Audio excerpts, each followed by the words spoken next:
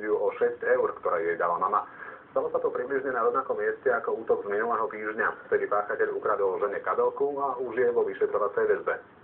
15-ročná Kristina bola ráno pred 8 na ceste do školy, len pár metrov od domu. V týchto miestach ju prepadli dvaja muži. Aspoň takto siedmačka blízkej základnej školy vyrozprávala doma potom, ako sa vrátila okolo 9. s krvácajúcim rozbitým nosom. Prepočítavala si peniaze drobné, čo jej dávam na 10. a tí dvaja tam vraj fajčili. Iste si mysleli, že má pri sebe viac peňazí. Bola zakrvavená aj na svetri. Podľa slov dievčaťa mali mať útočníci na hlave čierne kukly. Jeden z nich ju mal pridržať zozadu a druhý udrieť pesťou do nosa. Dievča mali chytiť za ruky a za nohy a násilím ju vložiť na zadné sedadlo pristaveného auta.